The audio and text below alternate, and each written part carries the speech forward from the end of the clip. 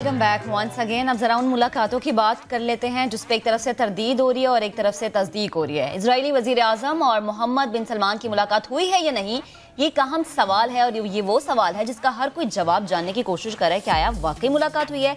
अगर मुलाकात हुई है तो फिर क्यों सऊदी अरब की जानिब से तरदीद की जा रही है। नेतन्याहू काबीना के वजीर की तस्दीक ने कई सवालात को जन्म दे दिया है।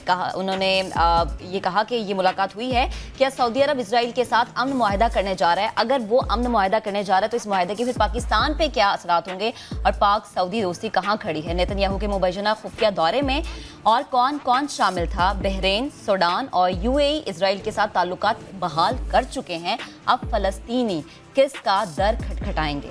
इसी पर बात करने के लिए हमें ज्वाइन किया है सीनियर तज्जियाकार जफर हिलाली साहब ने।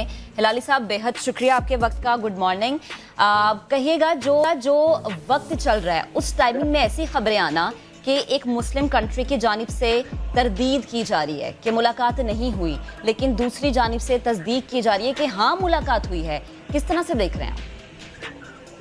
देखिए, सीधी सादी बात यह है कि जब बहरीन और यूएई को सऊदी का हुक्म आया कि आप इजराइल को रिकग्नाइज करें, किसको नहीं पता था कि ये खुद जाके करेंगे, सऊदी अरेबिया खुद जाके करेगा। तो मुझे हैरानगी थोड़ी ये हो रही है कि अब ये कह रहे हैं कि नहीं हुआ, जब पूरा दुनिया कह रहा है हुआ, इजरायलीज कह रहे हैं हुआ, और इंडिपेंडेंट ऑब्जर्वर्स ने वो हवाई जहाज को जिसमें नेतन्याहू और मूसाद का चीफ ट्रैवल करके सऊदी अरेबिया गए वो भी नजर आया। तो इसके माने ये है कि ये कुछ कर रहे हैं जिससे उनको क्या शर्म आ रही है या वो तो बातें क्यों है छुपा इसीलिए रहे हैं ना कि सच झूठ तो नहीं छुपा सकते, ये शर्म आ रही है इनको, अफसोस है। अच्छा हिलाली साहब, यानी हम कह सकते हैं कि वो पल्स भी चेक कर रहे हैं। और दूसरी बात मैं ये भी सवाल करना चाह रहा था आपसे, जो पहले मौक़िफ़ रहा है सऊदी अरब का कि जब तक इसराइल और फ़लस्तीन के दरमियान अमन मुआहिदा नहीं हो सकता वो ताल्लुकात की बेहतरी की तरफ नहीं जा सकते, वो किसी मुल्क की पैरवी नहीं कर सकते। लेकिन अभी अगर ऐसी मुलाकात हुई है, ऐसे मामलात लग रहे हैं ताल्लुकात बेहतरी वाले, इसका मतलब है उस मौक़िफ़ से पीछे हट गए हैं सऊदी अरब। देखिए, सीधी सादी बात यह है कि जब खशोगी को इन्होंने कत्ल किया था टर्की में सऊदीज ने, उसके बाद बाइडन का आपने स्टेटमेंट पढ़ना था। बाइडन ने कहा कि अगर मैं प्रेसिडेंट बनूंगा इनसे हथियार ले लूंगा और इनको कंडेम करूंगा ऐसी चीज से। अब वो बाइडन आने लगा है तो ये तैयारी कर रहे हैं, कह रहे हैं देखिए ये हद तक हम चले गए हैं कि हालांकि हमने वादा किया था और कसम खाया था कि हम इजराइल को रिकग्नाइज नहीं करेंगे, देखिए हम कर रहे हैं, तो थोड़ा सा हाथ हल्का रखें। अच्छा हिलाली साहब, अमरीकी अखबार भी इस चीज़ की तस्दीक कर रहा है कि हाँ माइक पॉम्पियो की मौजूदगी में ऐसी मुलाकात हुई है। अमरीकी अखबार की जानिब से तस्दीक आ जाना, इसराइल की जानिब से तस्दीक आ जाना और फिर सऊदी अरब का उस पर इनकारी नज़र आना। मुस्लिम उम्मा कहाँ स्टैंड कर रही है या मुस्लिम उम्मा का इस वक्त में क्या किरदार होना चाहिए। और फ़लस्तीनी जिनको हमने हमेशा अपना भाई कहा है, हम उनके मुकदमे को वैसे देखते हैं जैसे हम कश्मीरियों के मुकदमे को देखते हैं, तो फिर पाकिस्तान को क्या स्टेप लेना चाहिए अगर खुदा न खास्ता पाकिस्तान को किसी भी हवाले से प्रेशराइज किया जाता है। पहली बात जो आपने पूछा है कि मुस्लिम उम्मा, वो है क्या मुस्लिम उम्मा, OIC है क्या? देखिए, पहले तो स्पिरिट में एक मुस्लिम उम्मा एग्जिस्ट करता था, अब तो कागज पे भी नहीं, अब तो कागज पे ही कर रहा है ना, इनफैक्ट तो नहीं कर रहा है। एक पहली बात। दूसरी बात सीधी सादी ये है कि आप देख रहे हैं कि इनको प्रेशर किया गया है, सऊदी खुद प्रेशर में आ गए हैं, ट्रंप ने इनको खूब प्रेशर किया है। ट्रंप ने क्या क्या नहीं किया है इसके लिए, इनको तो मजबूर किया है, और इस अपने हरकतों से अब ये दूसरों पे प्रेशर डाल रहे हैं, डिलीवर करवा रहे हैं। तो मेरे ख्याल में ये एक्सपेक्टेड था पाकिस्तान।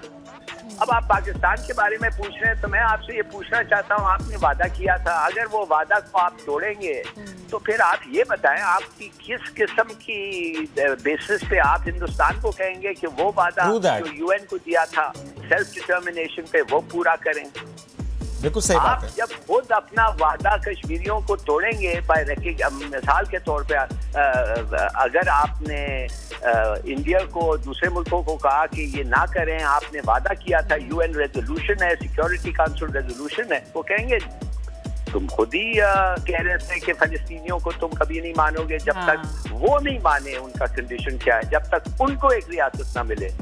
तो अब तो तुम खुद अपना वादा तोड़ रहे हो, दूसरों को सिखा रहे हो बिल्कुल, वादा उनको पूरा ये करने। बेसिस मिल जाएगी। अच्छा जफर साहब, एक बात और बताइएगा, अभी आपने जो बाइडन साहब के भी स्टेटमेंट की बात की, तो जो ट्रंप साहब प्रेशराइज करते रहे, क्योंकि इमरान खान साहब ने जो स्टेटमेंट दी कि पाकिस्तान को प्रेशराइज किया जा रहा है ताल्लुकात बेहतर करने के लिए, ताल्लुकात कायम करने के लिए इसराइल से, वो ज़ाहिर ट्रंप साहब का उसमें रोल रहा है। अब जब जो बाइडन साहब आ रहे हैं, आपको लगता है ये फॉरेन पॉलिसी शिफ्ट होगा या नहीं होगा? देखिए, मैं नहीं आप क्या मतलब माने कि क्या हम वादा अपना तोड़ेंगे कि रखेंगे, यही है ना। आप तो फॉरेन पॉलिसी शिफ्ट करके उसको कुछ पहना रहे हैं, कपड़ा लिबास, जो उसको थोड़ा सा आसान हो जाए, मगर सीधी सादी बात ये है, यूएन रेजोल्यूशन है। नहीं सर, मैं कह रहा हूँ कि यूएस फॉरेन पॉलिसी उसमें शिफ्ट देखेंगे सर हम, बिकॉज ट्रंप साहब तो यही चाहते थे और उनकी यही कोशिश थी, लेकिन क्या बाइडन साहब की फॉरेन पॉलिसी भी ऐसी होगी? देखिए, बाइडन साहब के बारे में दो चीजें आप याद रखें, उनको हिलाल पाकिस्तान मिला है, ही नोज पाकिस्तान, बड़े अच्छी तरीके से वो पाकिस्तान की हालत जानते हैं। और अगर एक जमाना ये था कि ओबामा के साथ उन्होंने लड़ा किस बात पे?